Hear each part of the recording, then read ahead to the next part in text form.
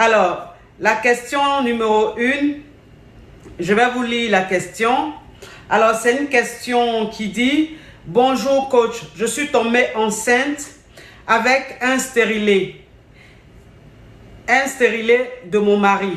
Voilà, donc c'est une femme qui est mariée, qui est tombée enceinte avec un stérilet. C'est-à-dire, elle a mis un stérilet, un moyen de contraception pour ne pas pouvoir tomber enceinte. Et elle est tombée enceinte quand même. Et je n'ai pas voulu avorter. Et son mari a demandé le divorce. Voilà, donc c'est une caviar qui dit qu'elle est mariée. Elle a mis un stérilet. Et malgré ça, elle est tombée enceinte. Et depuis qu'elle est tombée enceinte, son mari lui a demandé de faire un avortement. Elle n'a pas voulu avorter. Et le mec, il demande un divorce. Donc, elle demande qu'est-ce qu'elle doit faire. Tu sais, ma chérie, moi, je dis dans la vie, là, parfois, on vit avec nos ennemis. On vit avec nos ennemis. Parce que ce qu'il faut savoir, c'est que ce que l'être humain a créé, c'est pas Dieu. C'est-à-dire que c'est pas fiable à 100%. Et donc, toi, un homme même, ou toi, une femme même, si tu es marié, que tu es avec ton mari ne veut peut-être pas que vous ayez encore d'autres enfants. Peut-être que vous avez eu 2, 3, 4 enfants et ton mari a décidé que vous n'ayez plus d'enfants. Ok, je peux bien comprendre. Mais je dis, même quand toi, la femme, tu vas mettre un stérilet, parce qu'avec stérilet, là, on tombe enceinte. Il y a des hommes qui pensent que c'est faux. Même avec le stérilet. En fait, le stérilet n'est pas fiable à 100%. Le stérilet, il est fiable peut-être à 90% ou à 95%. Mais elle est 5% qui reste. Ou elle est 2% qui reste. C'est-à-dire que toi, une femme, tu peux mettre un stérilet et puis tomber enceinte.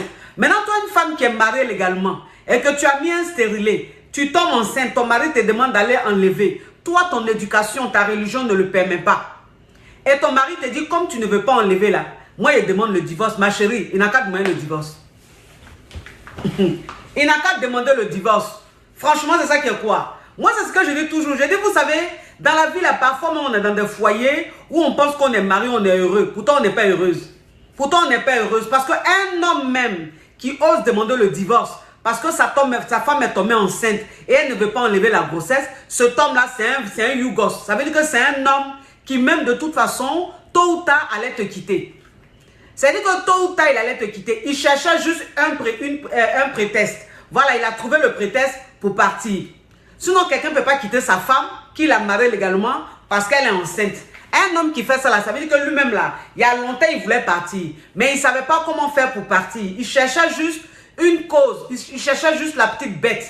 Et donc, tu es tombé enceinte, là. Il a trouvé la petite bête pour partir. Ma chérie, il faut garder ta grossesse. Il faut t'occuper de ta grossesse. Si tu travailles, là, il faut aller travailler. Ton enfant, là, tu vas l'accoucher. Et puis, moi, je dis toujours, un enfant peut venir avec une chance. Les enfants, là, c'est des doigts. Ton enfant peut venir un bonheur. Donc, ce yougos-là, il faut le laisser partir. Tu vas faire ton enfant. Quand tu vas accoucher ton enfant, là, Dieu va t'ouvrir d'autres portes. Ton enfant, là, va venir une bénédiction. Il va venir un doigt. Toi-même, ta vie, même façon, ta vie sera là. De toute façon, Dieu même va t'emmener un autre homme sur ton chemin.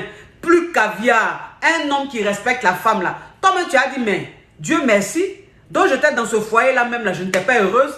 Pourquoi même Dieu merci? Dieu m'a fait partie ce mec-là de ma vie. Donc ma chérie, faut pas être triste. Faut pas pleurer. Un homme qui se comporte comme ça là, de toute façon il allait te quitter. Donc la vie continue.